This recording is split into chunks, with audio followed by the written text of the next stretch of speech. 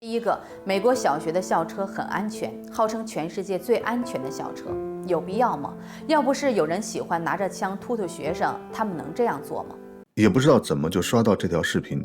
校车天天从我窗前经过。本来想以后做视频的计划就提前了，聊一聊美国校车的前世今生。既然这位女士问了，那就试着答一下吧。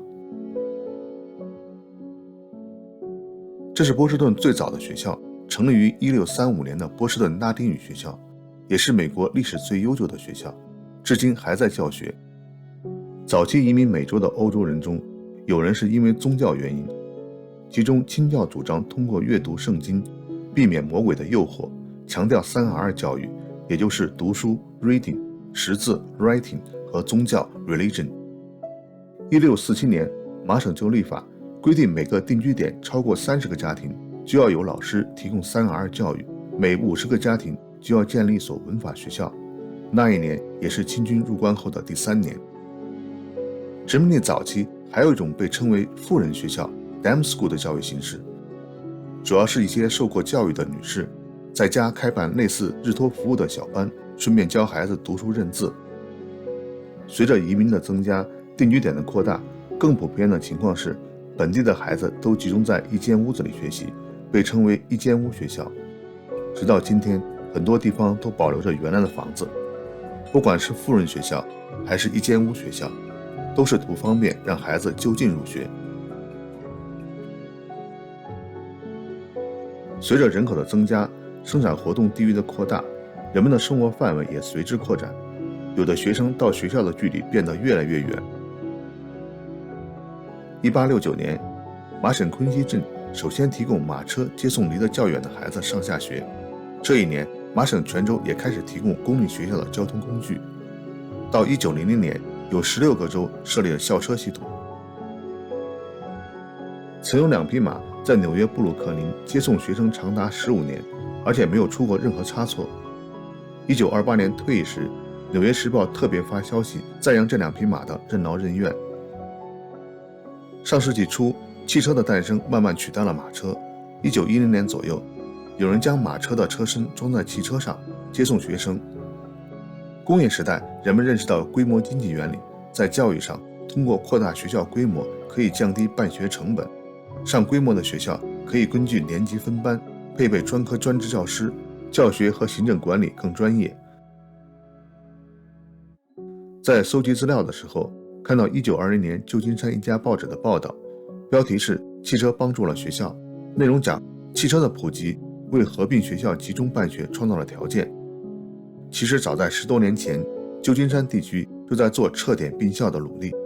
但是受马车的限制，不能大范围长距离进行。但是有了汽车，上下学路上的问题就得到了解决，所以是校车的普及让集中办学成为可能。在地广人稀的田纳西州，媒体也报道了校车让乡间的孩子上学变得更容易。华盛顿邮报一则消息的副标题就是校车让农夫安心在田间工作，孩子会安全在几英里外就读。到上世纪30年代，校车系统已基本在美国普及。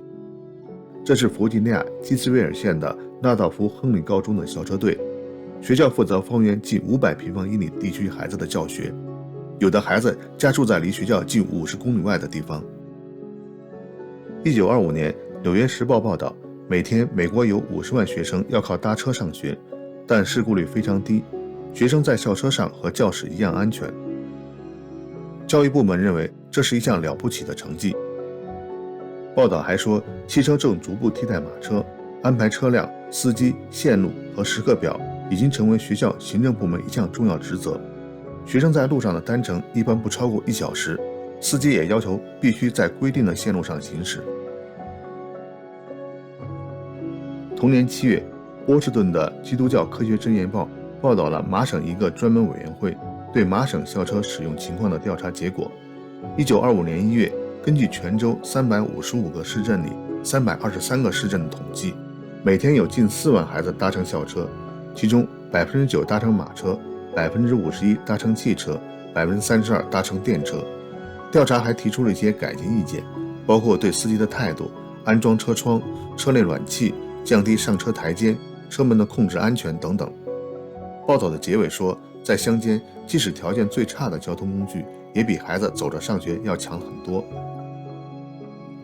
经过并校和其他努力，美国14岁以上全体人口的文盲率从1870年的20%下降到1940年的2.9%，同期非白人的文盲率从79.9%下降到了11.5%。1946年圣诞节，佐治亚州蓝鸟汽车公司刚刚兵役的老板阿尔伯特·卢卡斯得到了一份特殊的礼物。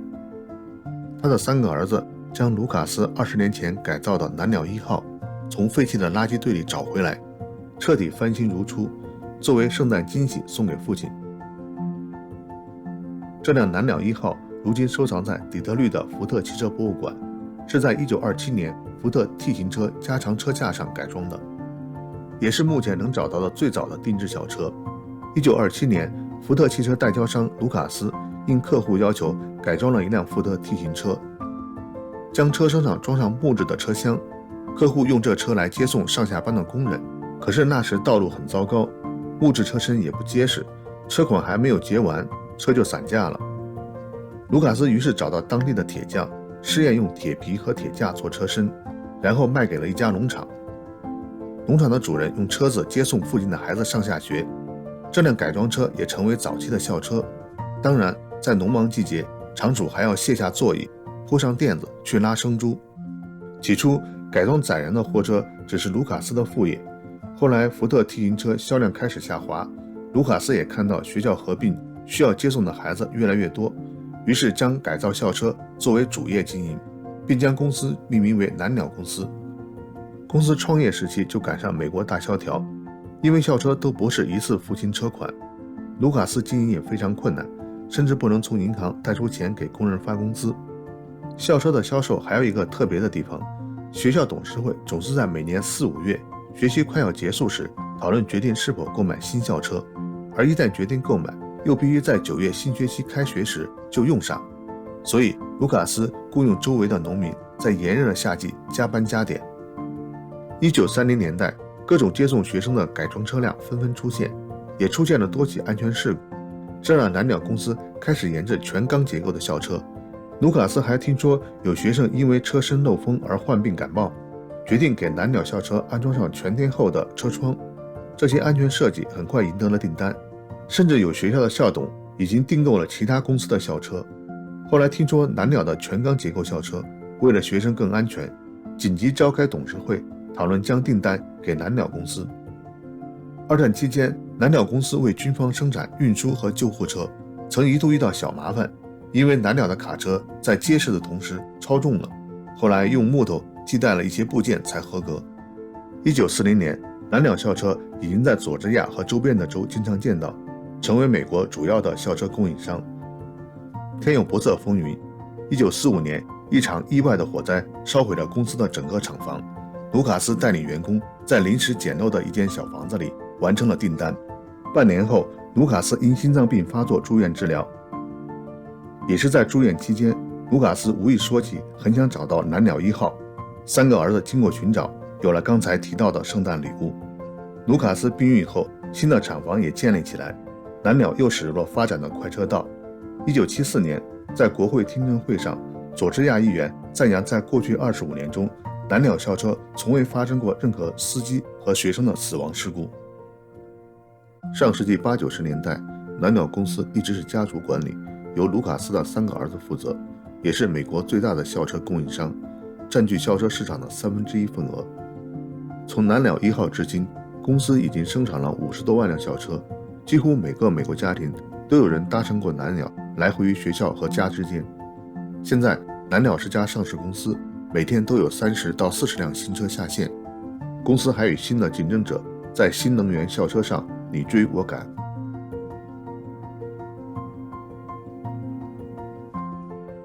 1939年4月10日，来自48个州的政府、学校、汽车厂家的人员，在纽约哥伦比亚大学教育学院召开了1周的校车标准研讨会。尽管校车事故率并不高，但每次出事都是媒体报道的重点。行业也确实没有规范和标准。在做了2年调查后，教育学院的弗兰克 ·W. 希尔博士牵头召开了这次研讨会，并确定下45项标准，比如校车的长度、顶棚高度、安装停车时警示灯、大视野的车窗、座椅阶梯的高度等等。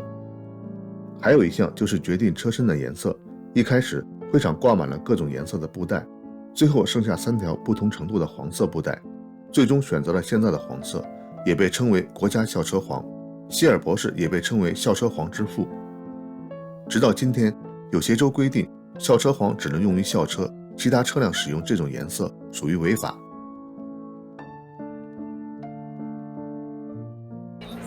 每年我们镇的儿童博物馆都要组织卡车日，展示特殊车辆。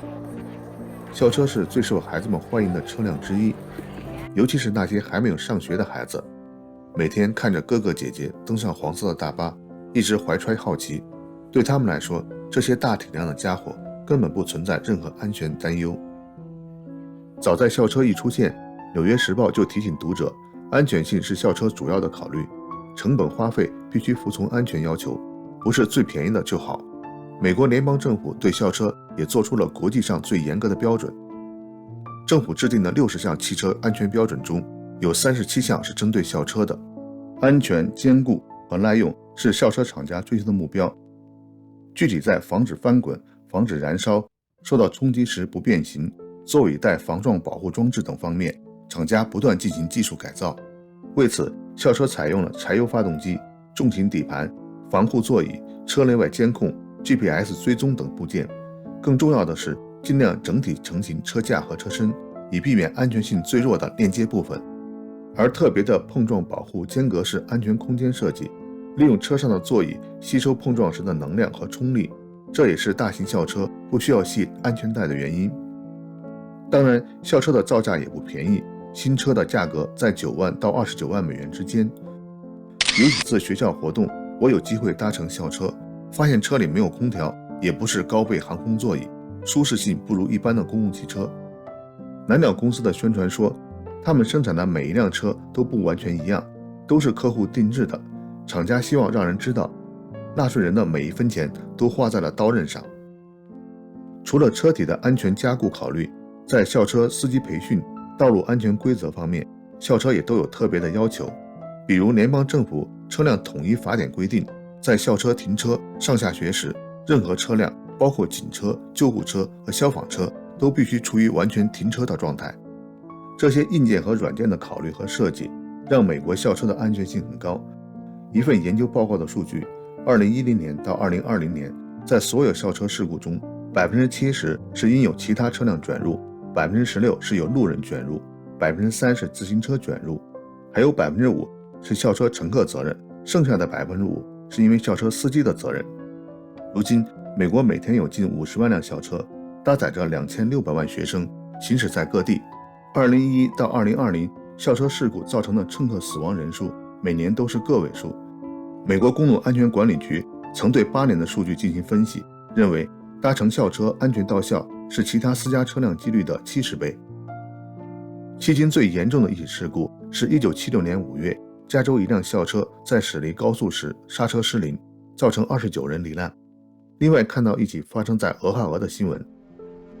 大卡车刹车失灵，不过万幸避过了停在前面的校车。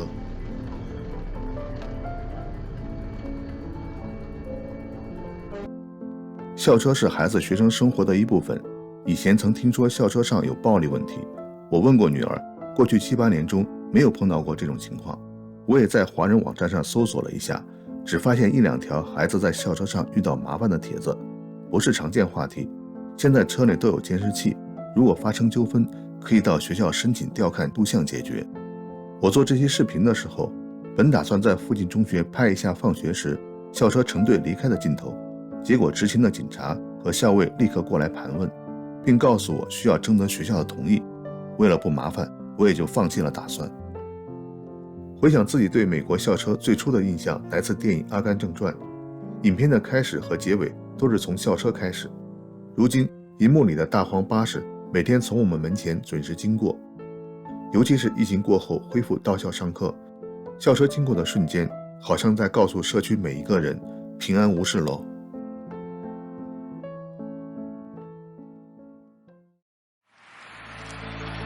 车吧。